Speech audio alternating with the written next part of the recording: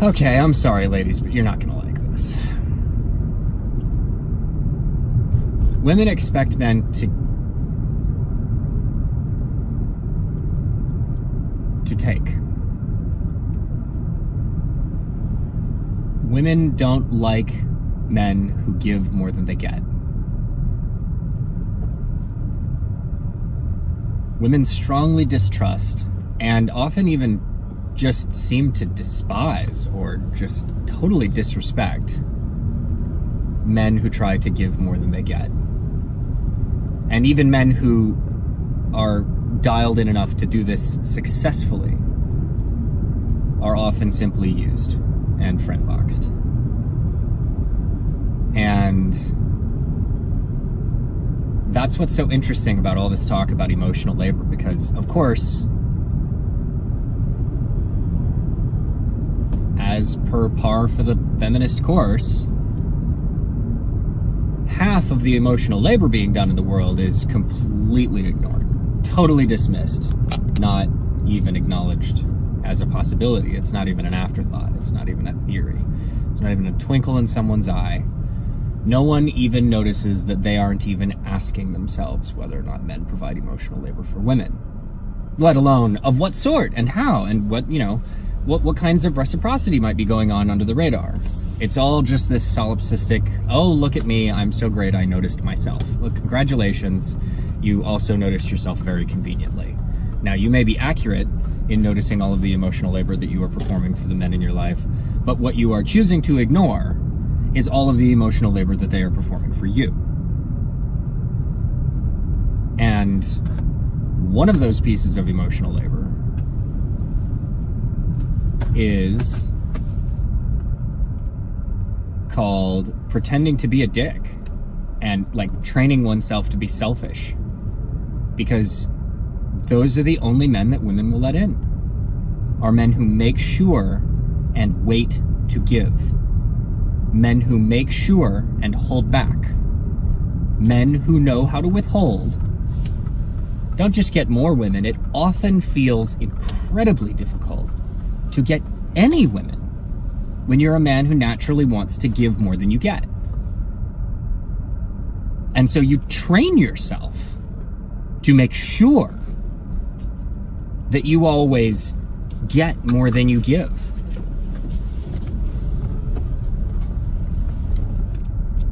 And then, once you've gotten good at getting into relationships, you are informed of what a jerk you are. Rightly so. And told about how terribly that works for everyone. Again, rightly so. So, once again, we find that women may, in fact, be getting exactly the men that they demand, or more to the point, that they select for. You not only have the men that you selected for through evolutionary time, and we have the women that we've selected for, and there's plenty that's imperfect about y'all, sorry to break it to you, that we have to deal with, much of which we are responsible for, because it was our choice through the eons.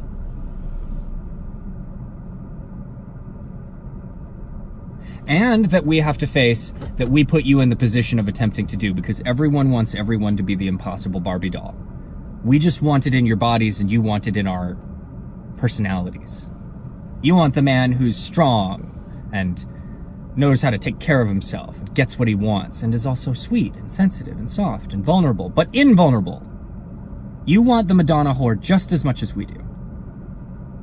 You just want a different version of it. So just like the emotional labor, there's this whole universe that doesn't exist because you won't look at it, because it just doesn't even occur to us, myself included until very recently, to even ask these questions, to even wonder if men are stuck between rocks and hard places just as much as women, which, as soon as I started looking, it very much seems, maybe conveniently from my little ego, but it very much looks like we are. Like, you want impossible things, self-contradictory things, you want perfect balances, just as much as we do. Or at least approximately as much. I mean, nothing's ever going to work out to be perfectly equal in every domain exactly. I'm saying in general, if you step back and look at it, the ridiculous demands of women on men, be they the modern feminist demands of some women on men, be they the modern feminist-inspired demands of most women on men, or be they the ancestral, biological, innately demanded things that women instinctually desire from men, there are many, many things where it's like, there is no perfect. There's no getting it right. Because evolution didn't program you to settle for good enough. It programmed you to seek perfection. And then, your genes accept however well you do at that. Just like my brain probably wants a hip-to-waist ratio that would leave a woman incapacitated. But it doesn't mean that my brain wanted me to get that. Just like when I'm hungry enough to eat a horse, I'm trying to get myself to go eat something. I would die if I ate a horse. That's a delusion. We all know it. These same delusions apply in a million places in life. Read, Thinking Fast and Slow, or maybe a Dan Ariely book or something like that. Like Predictably Irrational. This is just common sense stuff, though. You shouldn't need to read a book. We all have all kinds of drives that are, if we took them literally, totally out of proportion. No one's ever going to get that. No one's ever going to be as blank as they desire. No one's ever going to get anyone as blank as they desire. That's like almost the point of the desire. I mean, the perfect is the enemy of the good. And that's what happens when you take it too far. When you take it too literally. So, do we want perfect women? Yeah. Do y'all want perfect men? Yeah. Is it hard to be a perfect man? Yeah. Yeah, it is. It's really hard to be sweet and sensitive and vulnerable at exactly the right times and exactly the right stages. It's really hard to get any normal, non-polyamorous, non-community minded, except in a very few special venues and places, except in a very few contexts in which it's suddenly motherfucking demanded.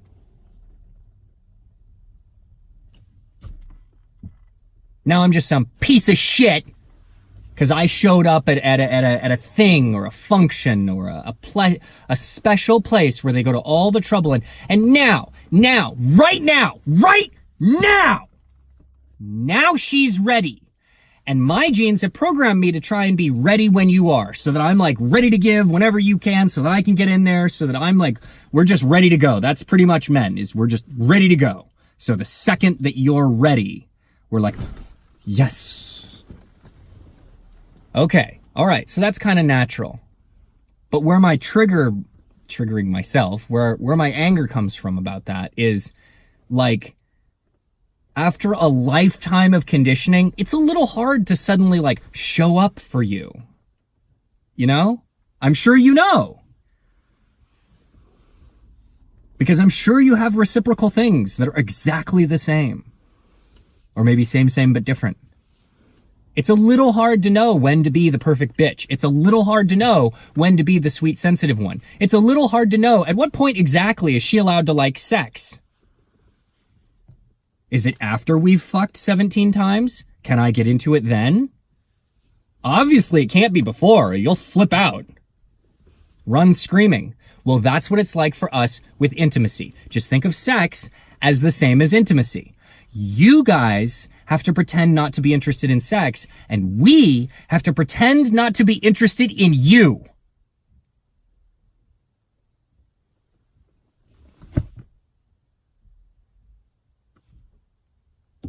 Because you only want when we don't. You only want men who don't want you. I see girl after girl after girl check me out on the street to see if I'm interested, and then the second that I show her that I am, if I let fly with that in any but the most sneaky, like, shisty, hidey, intimacy avoidant ways, She's done. That's it. Could have had that one, I guess. I don't know what's going on up there. All I know is she wanted to know whether or not I was interested, but the second I show her, she's not. Because you don't want anyone who wants you. And more, it's becoming such that a man being interested is evidence of his own self-disqualification as a man. Showing interest in women is becoming taboo. And I'm just here to tell you that's the way it already always was. And it may even have a biological basis. Because of course, men being genetically programmed the way we are, and women being genetically programmed, men being programmed the way we are, it might make sense for a woman to show a lot of interest in a man who actually doesn't show any. Because we are, to some degree, pretty happy to reproduce wherever we can. That's fairly innate. Like, it's not like the old mythology of, like, there's just these endlessly horny men and these endlessly chaste women. That's all bullshit. I get it. I've read Sex at Dawn, and 90% of what they say in that is true. But that doesn't mean that I, like, value my... That just doesn't mean that I'm ever going to be anywhere near as selective as a female. Like, virtually every female organism on Earth is way more selective than virtually every male organism on Earth for a totally obvious set of reasons that are worth scientific investigation, but that the common sense about which turns out to be more or less true. Sperm are cheap. Wombs are precious. Ergo, women are precious. Ergo, we don't question feminism. Because we just want to give you what you want.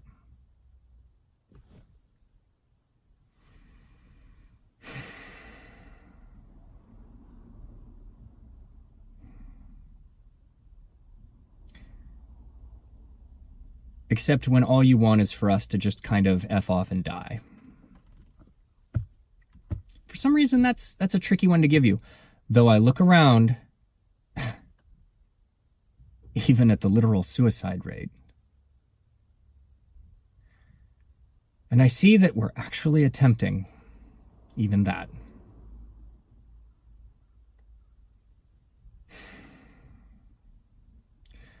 So as you demand more ownership of everyone else,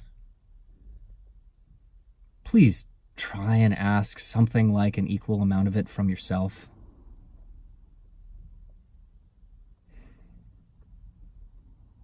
You have not been blamed for everything for all of history.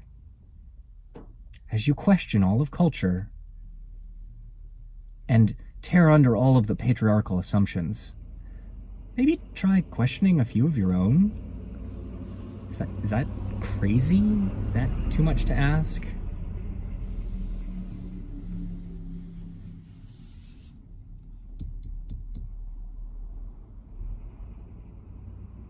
Because we love you. And just like you, maybe, I suspect, we love you so much that we will hurt ourselves if we sense it's what you want. And especially if we can see that it is what will make you love us back. And if y'all keep making it like the only choice men have is either to be a bastard or be a little bitch, then that's what you'll find.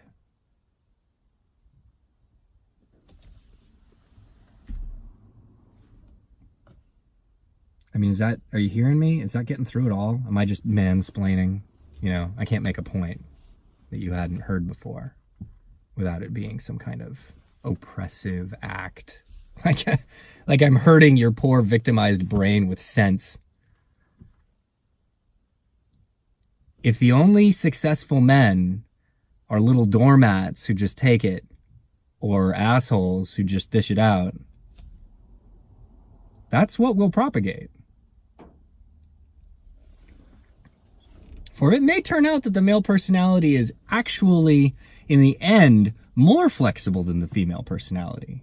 I mean, sure, more research needs to be done. I don't have a clue what the science behind this might suggest, but if you think about it, who's more willing to twist and morph into whatever the other one wants?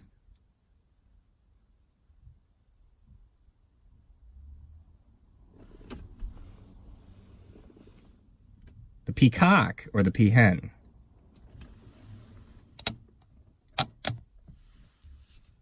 Well, if I may, I'd like to cite as evidence the side of this non-battle that shouldn't exist between sexes that evolved to be cooperative and complementary, and particularly in the case of the human, which I've never heard of a single tribe anywhere that has like a tribe of women and then a tribe of men, maybe a different hut. You know, maybe the real camaraderie comes from the guys, maybe. But the whole sense of belonging, I've never ever heard of the female tribe having a different name or something. The Khao Bushmen and the Kung Bushmen have females and males in each of those subgroups of Bushmen. I mean, that's so common we take it for granted. That men and women have teamed up at every level of every socioeconomic, of every tribe, of every subgroup, all throughout history. There has literally never been this club of men that you imagine. Like ever, anywhere, for a second. And it's not just the Roosevelt that ran the country while her husband was sick. It's not, and that made many suggestions that he dutifully followed. It's not just the Josephine Bonaparte that was more or less running the empire. It's that even when it is technically correct that men are mostly in control, first of all, it's a tiny, tiny, tiny minority of men. And second of all, they're mostly doing it for themselves and the people immediately close to and in many cases in control of them. They're not doing it for the other dudes. They're doing it, if that were true, they would like will their money to manhood or some shit.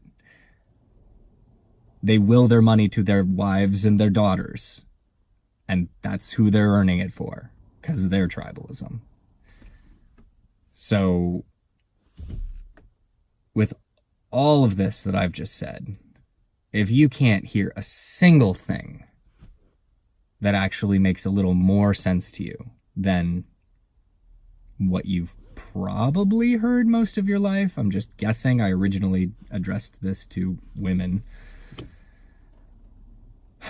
which I hate having to even think of as a category. I don't like thinking of people primarily as their category.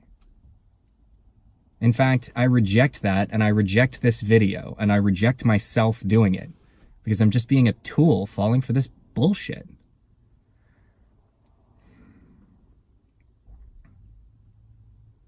Tribalism happens, but this whole battle of the sexes has never happened. It's like the one thing that tribalism hasn't ever made us do. So, yeah, I don't know. I don't know where the innately much more valuable and valued half of our species gets off imagining itself to be a victim of the so-called patriarchal nature of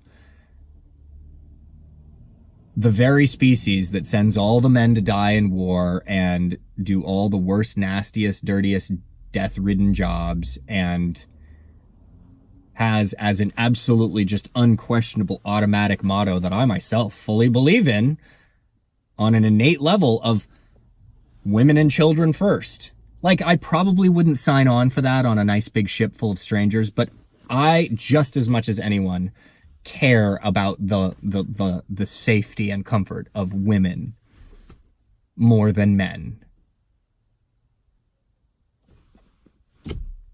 Because that's how we do. That's how the homo sapio do. Meow.